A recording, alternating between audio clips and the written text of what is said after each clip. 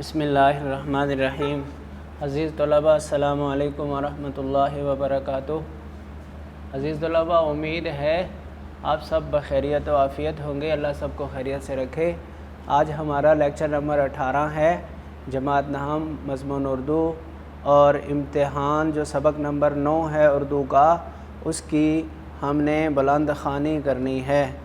اور بچوں، بلند خوانی کا آپ کو پتہ ہے کہ بلند خوانی کرنے سے پہلے آپ نے الفاظ معنی اپنی کتاب پہ لیڈ پینسل سے انڈر لائن کرنے ہوتے ہیں، اور بلند خوانی کے دوران میں ہم ان کے معنی اور مفہوم ان کا تذکرہ کرتے ہیں، اور اس کے بعد پھر ساتھ ساتھ ہم ریڈنگ بھی کرتے ہیں۔ تو بچوں، آج کا جو سبق ہے یہ تھوڑا سا تنزیہ ہے، یعنی انہوں نے بات تو حقیقت بیان کی ہوئی ہے کہ ایک نالائق جو طالب علم ہوتا ہے اس کا امتحان میں یہی حال ہوتا ہے جو اس سبق میں جس طرح اس کا تذکرہ کیا، لیکن اس کو اپنے ساتھ منسوب کر کے اور بڑے اعتماد کے ساتھ اس طرح بیان کیا ہے کہ گویا یہ ان کی اپنی کہانی ہو، لیکن دراصل ہے اپنی کہانی نہیں ہے فرضی، اور ہے ذرا ایسا مزاح کیا ہوا ہے کہ وہ بالکل سنجیدہ لگتا ہے، تو بچوں دیکھو، شروع سے ہی انہوں نے شعر سے اپنے سبق کا آغاز کیا کہ نہ ہوئی گر میرے پرچوں سے تسلی نہ سہی، امتحان اور بھی باقی ہے تو یہ بھی نہ سہی، نہ ہوئی گر میرے پرچوں سے تسلی نہ سہی، امتحان اور بھی باقی ہے تو یہ بھی نہ سہی۔ اب انہوں نے کہا کیا، گویا وہ یہ کہتے ہیں کہ اگر میرے پرچے تسلی بخش نہیں ہوئے، میں امتحان دے کے فارغ ہوا ہوں اور میرے پرچے تسلی بخش نہیں ہوئے تو نہ ہو، کیا ہوا؟ امتحان زندگی کے کون سے ختم ہو رہے ہیں؟ تو اتنے اور امتحان پڑے ہوئے، ان میں سے ایک یہ بھی رہ گیا تو کوئی حرج نہیں، یعنی گویا وہ اتنا اپنے آپ کو بے حس ظاہر کر رہے ہیں کہ اگر میں فیل ہو جاؤں تو بھی مجھے کوئی فکر نہیں، اس لیے کہ زندگی کے امتحانات بہت سارے ہیں اور یہی سمجھوں گا کہ ایک کا اضافہ ہو گیا۔ لوگ امتحان کے نام سے گھبراتے ہیں، لیکن مجھے ان کے گھبرانے پر ہنسی آتی ہے۔ آخر امتحان ایسا کیا ہوتا ہے؟ دو ہی صورتیں، فیل یا پاس۔ اس سال کامیاب نہ ہوئے، آئندہ سال سے ہی۔ میں اپنے دوستوں اور ہم جماعتوں کو دیکھتا تھا کہ جوں امتحان کے دن قریب آتے جاتے ان کے حواس، ان کا دماغ مختل، ان کے حواس باختہ اور ان کا دماغ مختل، یوں ہونا چاہیے بھائی بچوں، ان کے حواس باختہ اور ان کا دماغ مختل کا مطلب یعنی بالکل کام نہ کر سکنے کی کیفیت میں، اور ان کی صورت اتنی سی نکل آتی تھی، اتنی سی چھوٹی سی، بالکل چھوٹی سی، ہاتھ سے اشارہ کر کے بتایا اتنی سی۔ بندے پر امتحان کا نہ رتی برابر اثر پہلے تھا اور نہ اب بھی اس کے ختم ہو جانے کا افسوس ہے۔ رتی برابر، ذرا برابر، بالکل پہلے بھی اثر نہیں تھا، اب ختم ہو گیا، نہیں ٹھیک ہوا، کوئی افسوس نہیں۔ یہ کیفیت بتا رہے ہیں اس طالب علم کی جو انتہائی لاپرواہی کا ارتکاب کرنے والا ہو۔ امیدواروں کا مجمع، نئی صورتیں، عجیب خیالات، یہ ایسی چیزیں ہیں جن سے کبھی دل سیر نہیں ہوتا، دل بھرتا نہیں، جی چاہتا ہے کہ تمام عمر امتحان ہوئے جائیں، ہوتے رہیں، لیکن پڑھنے اور یاد کرنے کی شرط اٹھا دی جائے۔ پڑھنا نہیں، یاد نہیں کرنا، امتحان جتنے مرضی ہوں، کیونکہ جب امتحان سمجھنے ہی نہیں تو پھر جتنے مرضی ہوں اس سے کچھ فرق نہیں پڑتا۔ میری سنیے کہ 2 سال میں لا کلاس کا کورس پورا کیا، مگر کس طرح شام کو یاروں کے ساتھ ٹہلنے نکلتا، واپسی کے وقت لا کلاس میں بھی جھانک آتا، منشی صاحب دوست تھے اور لیکچرار صاحب پڑھانے میں مستغرق مشغول۔ منشی صاحب دوست تھے تو کیا کرتے پھر وہ؟ حاضری کی تکمیل میں کچھ دشواری نہ تھی، منشی صاحب حاضری لگا دیتے تھے، اور جو لیکچرار صاحب تھے وہ پڑھانے میں مصروف ہوتے تھے، انہیں پتہ ہی نہیں ہوتا تھا میں آیا ہوں نہیں آیا، گیا ہوں نہیں گیا۔ اب آپ ہی بتائیے کہ لا کلاس میں شریک ہونے سے میرے کس مشغلے میں فرق آ سکتا تھا؟ دوسری مصروفیات متاثر ہونی ہی نہیں تھی، والد صاحب قبلہ خوش تھے کہ بیٹے کو قانون کا شوق ہو چلا ہے، یہ لا کلاس قانون کی ڈگری ہوتی ہے۔ کسی زمانے میں بڑے بڑے وکیلوں کے کان کترے گا، بڑے بڑے وکیلوں کو پیچھے چھوڑ دے گا، کان کترے گا پیچھے چھوڑ دے گا۔ ہم بھی بے فکر تھے کہ چلو 2 برس تک تو کوئی محنت کے لیے کہہ ہی نہیں سکتا، بعد میں دیکھیے کون جیتا ہے اور کون مرتا ہے۔ یہ کون جیتا ہے اور کون مرتا ہے یہ محاورہ ہے بھائی بچوں، روزمرہ نہیں ہے، محاورہ ہے۔ کون جیتا ہے کون مرتا ہے، اس کا مفہوم اور معنی اور اس کے یوں کہو کہ اصطلاح میں اس کا معنی اور مرادی معنی اس کا یہ ہوتا ہے کہ کسی کام کو ٹالنے کے لیے کہا جاتا ہے کہ کون جیے اور کون مرے، یعنی کل کے بارے میں جب کل آئے گی تو دیکھیں گے، موقع آ گیا پھنس گئے تو جان چھڑا لیں گے، اور ورنہ اگر فرار کا موقع مل گیا تو نکل جائیں گے۔ یہ اس کا ہوتا ہے مفہوم، کون جیتا اور کون مرتا۔ لیکن زمانہ آنکھ بند کیے گزر جاتا ہے۔ 2 سال ایسے گزر گئے جیسے ہوا آئی اور گزر گئی، 2 سال کا پتہ ہی نہیں چلا۔ لا کلاس کا صداقت نامہ بھی مل گیا۔ اب کیا تھا، والدین امتحان وکالت کی تیاری کے لیے سر ہو گئے، مگر میں بھی ایک ذات شریف ہوں، بڑا شریف آدمی ہوں، میں اتنا جلدی ماننے والا کہاں۔ ایک بڑھیا اور ایک بوڑھے کو دھوکہ دینا کیا بڑی بات ہے۔ والدین کے بارے میں کہہ رہے ہیں کہ بوڑھے والد اور بوڑھی ماں کو دھوکہ دینا یہ کوئی بڑا مسئلہ نہیں ہے۔ اچھا، تو کہتے ہیں کہ میں نے تقاضا کیا کہ علیحدہ کمرہ مل جائے، چھوٹے گھر ہوں علیحدہ کمرے کا مسئلہ سب سے بڑا ہوتا ہے۔ کہتے ہیں کہ میں نے یہ تقاضا ان کے سامنے ضرورت رکھ دی کہ علیحدہ کمرہ مجھے مل جائے تو محنت کروں، کیونکہ اگر کمرہ علیحدہ نہیں تو پھر یہ اتنا مشکل سلیبس ہے، فلاں ہے تو میں محنت نہیں کر سکوں گا۔ بال بچوں کی گڑبڑ میں مجھ سے کچھ نہیں ہو سکتا، چند روز اسی ہیلے سے ٹال دیے، بہانے سے ٹال دیے، لیکن تابق ہے کب تک ایسا ہو۔ یہ فارسی کا لفظ ہے بھائی بچوں، تابق ہے کب تک۔ بڑی بی نے اپنے سونے کا کمرہ خالی کر دیا، والدہ نے اپنے سونے کا کمرہ خالی کر دیا۔ اب میں دوسری چال چلا، دروازوں میں شیشے تھے، ان پر کاغذ چپکا دیا، لیمپ روشن کر کے آرام سے 7 بجے سے سو جاتا اور صبح 9 بجے اٹھتا۔ اگر کسی نے آواز دی، آنکھ کھل گئی تو ڈانٹ دیا کہ خواہ مخواہ میری پڑھائی میں خلل ڈالا جاتا ہے۔ اگر آنکھ نہ کھلی تو صبح کو سونے کا الزام لگایا گیا تو کہہ دیا کہ میں پڑھتے وقت کبھی جواب نہ دوں گا، آئندہ کوئی مجھے دق نہ کرے، تنگ نہ کرے۔ بعض وقت ایسا ہوا کہ لیمپ بھڑک کر چمنی سیاہ ہو گئی اور میرے زیادہ محویت اور محنت کا نتیجہ سمجھی گئی۔ یعنی محویت، مصروفیت، محنت کے لیمپ شیشے والا ایک بیٹا تیل ڈالا جاتا تھا اس میں، اور اس کے اوپر ایک شیشہ ہوتا تھا ایسے لگا ہوا۔ اب کبھی نا وہ اس کا جو جلنے والی بتی ہوتی تھی وہ پھڑکتی تھی تو وہ شیشہ اس پہ سیاہی چھا جاتی تھی ساری۔ تو اس کو کہہ رہا ہے کہ لیمپ جب بھڑک اٹھتا تو چمنی سیاہ ہو جاتی، تو یہ سمجھا جاتا کہ بھائی بڑی محنتی بچہ ہے، اس کا دھیان ہی نہیں جاتا لیمپ کی طرف، بڑی میری محویت اور محنت، مصروفیت اور محنت کا نتیجہ سمجھ گئی۔ بعض وقت والد والدہ کہتے بھی تھے کہ اتنی محنت نہ کیا کرو، لیکن میں زمانے کی ترقی کا نقشہ کھینچ کر ان کے دل خوش کر دیتا، خدا کر کے یہ مشکل بھی آسان ہو گئی اور امتحان کا زمانہ قریب آیا۔ میں نے گھر میں بہت کہا کہ ابھی میں امتحان کے لیے جیسا چاہیے ویسا تیار نہیں ہوں، لیکن میری مسلسل حاضری لا کلاس اور شبانہ روز کی محنت نے ان کے دلوں پر سکہ بٹھا رکھا تھا۔ شبانہ روز کی محنت نے، دن رات کی محنت نے سکہ بٹھا رکھا تھا، یہ اعتماد دلا رکھا تھا، رعب بٹھا رکھا تھا۔ وہ کب ماننے والے تھے، پھر بھی احتیاطاً اپنے بچاؤ کے لیے ان سے کہہ دیا کہ اگر میں فیل ہو جاؤں تو اس کی ذمہ داری مجھ پر نہ ہوگی، کیونکہ میں اپنے آپ کو ابھی امتحان کے قابل نہیں پاتا۔ لیکن والد صاحب مسکرا کر بولے کہ امتحان سے کیوں ڈرے جاتے ہو، جب محنت کی ہے تو شریک بھی ہو جاؤ، کامیابی اور ناکامی خدا کے ہاتھ میں ہے۔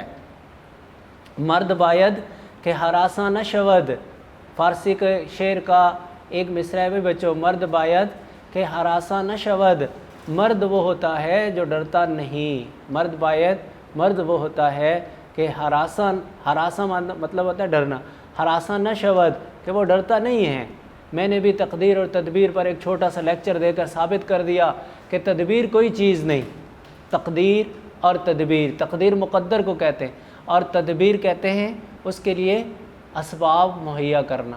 تدبیر کوئی چیز نہیں، تقدیر سے تمام دنیا کے کام چلتے ہیں، یعنی میں محنت کروں نہ کروں، مجھے اگر پاس ہونا ہے تو ہو کے رہوں گا، فیل ہونا ہے تو ہو کے رہوں گا۔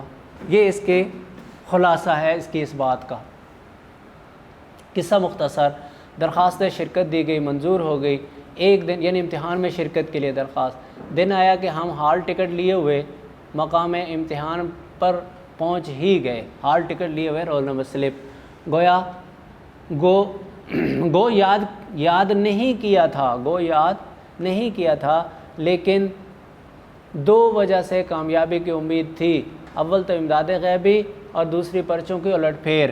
امداد غیبی کوئی بتا دے گا، پرچوں کی الٹ پھیر ایک کا پرچہ کسی اور کے کھاتے میں ڈلوا دیا جائے گا۔ شاید وہ حضرات جو امتحان میں کبھی شریک نہیں ہوئے اس مضمون کو نہ سمجھیں، اس لیے ذرا وضاحت سے عرض کرتا ہوں۔ امداد غیبی سے مراد امیدواران امتحان کی اصطلاح میں وہ مدد ہے جو ایک دوسرے سے یا کسی نیک ذات نگران کار سے یا عند المواقع کتاب سے پہنچ جاتی ہے۔ امیدواران، امیدوار کی جمع، امتحان دینے والے، اور عند المواقع موقع ملنے پر۔ پرچوں کی الٹ پھیر گو بظاہر مشکل معلوم ہوتی ہے لیکن تقدیر سب کچھ آسان کر دیتی ہے۔ بعض شریف کم حیثیت ملازم ایسے بھی نکل آتے ہیں جو با امید انعام پرچہ بدل دیتے ہیں۔ با امید انعام یعنی پیسے لینے کے لالچ میں پرچہ ایک کا دوسرے کے کھاتے میں ڈال دیا۔ یہ ضرور ہے کہ اس سے ایک محنت کرنے والے کو نقصان پہنچ جاتا ہے، لیکن تدبیر و تقدیر کا مسئلہ جیسا اس کارروائی میں حل ہوتا ہے دوسری کسی صورت میں حل نہیں ہوتا۔ اس کے علاوہ اور بھی صورتیں ہیں لیکن وہ بہت کم پیش آتی ہیں، اس لیے ان پر بھروسہ کرنا نادانی ہے، بیوقوفی ہے۔ خیر، آمدم برسر مطلب کہتے ہیں خیر جو باتیں میں اصل بات جو کر رہا تھا اس سے ذرا ہٹ گیا تھا، اب میں اس کی طرف آ رہا ہوں۔ آمدم برسر مطلب اصل جو بات تھی میں اس کی طرف آ رہا ہوں۔ 9:45 بجے گھنٹی بجی، ہم بسم اللہ کہہ کر امتحان کے کمرے میں داخل ہوئے۔ یہاں ایک بہت خلیق اور ہنسمکھ نگران تھے۔ خلیق اخلاق والے، خلیق فعیل بر وزن فاعل، فعیل بمعنی فاعل، فعیل جو ہوتا ہے یہ فاعل کے معنی میں ہوتا ہے، خلیق خالق کے معنی میں، یعنی کیا مطلب؟ خلیق ہنسمکھ،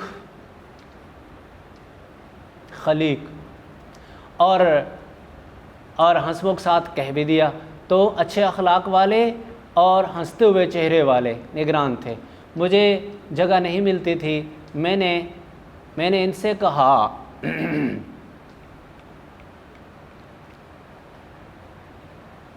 مجھے جگہ نہیں ملتی تھی، میں نے ان سے کہا وہ میرے ساتھ ہو لیے، یعنی جہاں میں نے بیٹھنا تھا وہ جگہ ہی مجھے نہیں مل رہی تھی۔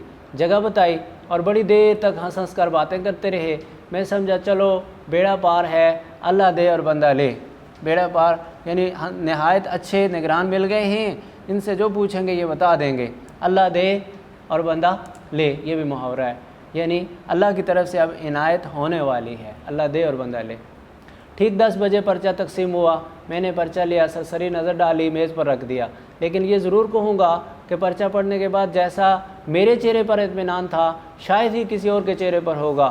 خود تو اس پرچے کے متعلق اندازہ نہ کر سکا، لیکن نگران صاحب کو یہ کہتے ضرور سنا کہ پرچہ مشکل ہے۔ میں کئی مرتبہ اول سے آخر تک اس کو پڑھ گیا، لیکن یہ نہ معلوم ہوا کہ یہ پرچہ کس مضمون کا ہے۔ جوابات کی کاپی دیکھی، اس کی آخری ہدایتیں پڑھی، یعنی آخر میں جو ہدایات لکھی ہوتی ہیں وہ پڑھی، صفحے اول کی خانہ پوری کی اور کھڑا ہو گیا۔ گارڈ صاحب فوراً ہی آئے۔ میں نے ان سے کہا جناب یہ پرچہ کس مضمون کا ہے؟ وہ مسکرائے، زبان سے تو کچھ نہ بولے مگر پرچے کے عنوان پر انگلی رکھ دی، پھر بھی بتا گئے کہ دیکھو بھائی یہ لکھا ہوا کون سا ہے، قانون کا پرچہ ہے۔ اچھا جی، اور اس وقت مجھے معلوم ہوا کہ اصول قانون کا پرچہ ہے۔ دل کھل گیا، میں نے بھی قلم اٹھا کر لکھنا شروع کر دیا۔ دل کھل گیا، دل خوش ہو گیا، کیونکہ اصول کے لیے کسی کتاب کے پڑھنے کی ضرورت تو ہے ہی نہیں۔ اس مضمون پر ہر شخص کو رائے دینے کا حق ہے۔ ایک مقنن، ایک اصول قائم کرتا ہے تو دوسرا اس کو توڑ دیتا ہے۔ مقنن، قانون دان، قانون بنانے والا۔ کیا وجہ ہے کہ ہم اپنی رائے کو کسی دوسرے کی تجویز کا پابند کریں؟ میں نے اپنے برابر والے سے پوچھنے کی کوشش بھی کی، ادھر ادھر نگاہ بھی دوڑائی، مگر گارڈ صاحب میری حالت کو کچھ ایسا تاڑ گئے تھے کہ ہر وقت بلائے ناگہانی کی طرح سر پر ہی کھڑے رہتے۔ تاڑ گئے تھے، دیکھ چکے تھے بلائے ناگہانی، اچانک آنے والی مصیبت۔ ذرا میں نے ادھر ادھر گردن پھیری اور انہوں نے آواز دی، جناب اپنے پرچے پر نظر رکھیے۔ جب دوسروں سے مدد ملنے کی توقع منقطع ہو گئی، امید ختم ہو گئی، تو میں نے دل میں سوچا کہ چلو ان گارڈ صاحب سے ہی پوچھیں۔ میں کھڑا ہو گیا، وہ آئے، میں نے دریافت کیا کہ جناب اس دوسرے سوال کا کیا جواب ہے؟ وہ مسکرائے اور کہا مجھے معلوم نہیں۔ میں نے کہا کہ یہ برابر والے بڑے زور سے لکھ رہے ہیں، ان سے پوچھ دیجئے، اور اگر آپ کو دریافت کرتے ہوئے لحاظ آتا ہے یعنی آپ ان کی رعایت کر رہے ہیں یا آپ کو شرم آتی ہے تو ذرا ادھر ٹہلتے ہوئے تشریف لے جائیے، میں خود پوچھ لوں گا۔ مگر وہ کب ہلنے والے تھے؟ کتب ہو گئے، جم گئے، کتب ہو گئے، جم گئے۔ کتب تارا ہوتا ہے نا بچوں، جس کے ارد گرد دوسرے تارے چکر لگا رہے ہوتے ہیں، تو کتب ہو گئے، جم گئے، اسی سے ہی جمنے کے لیے کتب ہو گئے۔ اچھا، ان کا مسکرانا پہلے تو بہت اچھا معلوم ہوتا تھا، لیکن پھر آخر میں تو زہر ہو گیا۔ میں واللہ سچ کہتا ہوں کہ اگر تمام عمر میں قلبی نفرت مجھے کسی سے ہوئی ہے تو انہی صاحب سے ہوئی۔ غرض اس طرح یہ تمام دن امتحان کے گزر گئے، لیکن آپ سمجھ سکتے ہیں کہ ایسے ظالم کے ساتھ ایسی حالت میں کہ ایک حرف بھی یاد نہ ہو پورے 6 گھنٹے گزارنے کیسے مشکل ہوں گے۔ میں تو ہر روز آدھا گھنٹہ کے بعد ہی کمرے سے نکل آتا، لیکن مصیبت یہ آن پڑی کہ والد صاحب روز 11 بجے سے آ جاتے اور نیچے سین میں بیٹھے رہتے۔ اب میں جلدی باہر آ جاتا تو جو روب میں نے 2 سال کے عرصے میں قائم کیا تھا وہ سب ہوا ہو جاتا، چلا جاتا۔ اس لیے کہر درویش برجانے درویش، یہ بھی فارسی کا محاورہ ہے بھائی بچوں، کہر درویش برجانے درویش۔ غریب آدمی کا غصہ اس کی اپنی جان پہ ہی نکلتا ہے، اور کوئی اس کے غصے کو تو مانتا نہیں۔ آخری وقت تک امتحان کے کمرے میں بیٹھا رہتا، اور جب نیچے اترتا تو والد صاحب سے پرچے کی سختی کی ضرور شکایت کرتا۔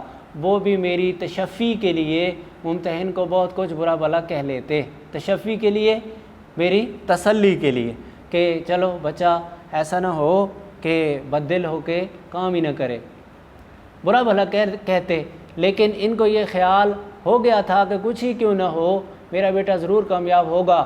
امتحان ختم ہوا، ہوئی نمبر 1 اور 2 کا خون ہو گیا، نہ امداد غیبی اور نہ پرچوں کے الٹ پھیر، امید نمبر 1 اور 2 تھی نا، تو دونوں ہی میسر نہ آ سکی۔ اب ممتحنوں کے پاس کوشش کی سوجی۔ والد صاحب ایک زبردست چٹھی سفارش کی لے کر اس صاحب کے یہاں پہنچے، اور وہ چٹھی دیکھ کر بہت اخلاق سے ملے۔ آنے کے بعد دریافت کی، والد نے عرض کیا کہ خادم زادہ اس سال امتحان میں شریک ہوا ہے۔ خادم زادہ خادم کا بیٹا یعنی میرا بیٹا، اگر آپ کوشش فرمائیں تو یہ خانہ زاد ہمیشہ ممنون احسان رہے گا۔ اپنے آپ کو کہا خانہ زاد، اور اپنے بیٹے کو کیا کہا؟ خادم زادہ۔ تو یہ ہمیشہ ممنون احسان رہے گا، احسان مند رہے گا۔ وہ بہت ہنسے اور دوسرے لوگوں سے جو سلام کو حاضر ہوئے تھے فرمانے لگے، یہ عجیب درخواست ہے، ان کا بیٹا تو امتحان دے، کوشش میں کروں۔ بندہ خدا اپنے لڑکے سے کہو وہ خود کوشش کرے۔ بیچارے بڑے میاں ایسے نادم ہوئے کہ پھر کسی کے پاس نہ گئے۔ کچھ عرصے کے بعد نتیجہ بھی شائع ہو گیا، اور کم ترین جملہ مضامین میں بدرجہ اعلیٰ فعل، کم ترین جملہ مضامین، سارے کے سارے، یہ جو بیٹا کم ترین کا لفظ ہے، پھر جملہ مضامین ہے، جملہ مضامین سارے مضامین، کم ترین کا بھی وہی معنی۔ تو گویا تاکید سے کہہ رہے ہیں کہ ہر ایک مضمون میں بدرجہ اعلیٰ فعل ہوا۔ بدرجہ اعلیٰ فعل ہونے کا کیا مطلب؟ جس طرح پاس ہونے کے درجات ہیں اسی طرح فیل ہونے کے بھی درجات ہیں۔ فیل ہونے کے جتنے کم سے کم نمبر ہوں اتنا بندہ اعلیٰ ہوتا جاتا ہے۔ خبر نہیں وہ کون سے بھلے مانس ممتحن تھے کہ انہوں نے 2 نمبر بھی دیے، باقی تو 0 ہی ڈالا۔ والد صاحب کو بہت رنج ہوا، نمبروں کی نقل حاصل کی، اور بالآخر یہی رائے قرار پائی کہ کسی بدماش چپراسی نے بدل دیے، یعنی پرچے بدل دیے، ورنہ ممکن تھا کہ برابر 3 گھنٹے لکھا جاتا اور 0 ملتا۔ مجھے بھی تعجب تھا کیونکہ میں نے پرچے کچھ ایسے برے نہیں کیے تھے۔ میں نے یہ جوابات والد صاحب کو بھی سنائے، انہوں نے بہت تعریف کی، ممتحنوں کو بہت برا بھلا کہا، میری اشکشوئی کی۔ اشکشوئی کرنا آنسو پوچھنا مراد ہے تسلی دینا، معنی تو ہے آنسو پوچھنا، مراد ہے تسلی دینا۔ اور فرمایا بیٹا کوئی گھبرانے کی بات نہیں، اس سال نہیں تو آئندہ سال صحیح، آخر کہاں تک بے ایمانی ہوگی؟ 100 دن چور کے تو ایک دن شاہ کا، 100 دن چور کے تو ایک دن شاہ کا، یعنی چور اگر 100 دن بھی چوری کرتا رہا تو شاہ نے آخر ایک دن اسے پکڑ ہی لیا۔ خیر جو کچھ ہوا سو ہوا، ایک سال کی فرصت تو مل گئی، ایک ساتھ کی فرصت تو مل گئی۔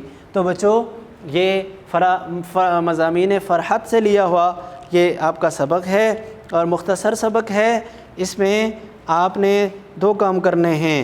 ایک تو اس کے جو الفاظ آپ نے پہلے انڈرلائن کیے تھے ان کا معنی میں نے آپ کو بتایا، ایک تو اس کو دیکھنا ہے کہ آپ کے ذہن میں کیا تھا اور میں نے کیا بتایا، اور دوسرا اس کا خلاصہ اپنے طور پر آپ نے تقریباً جو 1 سے 1.5 پیج جو شیٹ ہوتی ہے امتحانی، وہ یعنی آپ اس اندازہ سے کریں گے کہ وہ جب میں لکھنے بیٹھوں تو وہ 1 سے 1.5 پیج بن جائے۔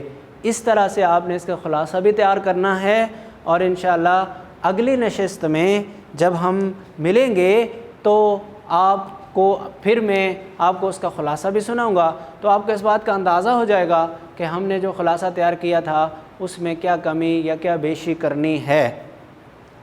تو آج کے لیے بس اتنا ہی۔ اللہ آپ کا حامی و ناصر ہو۔ والسلام علیکم ورحمۃ اللہ وبرکاتہ۔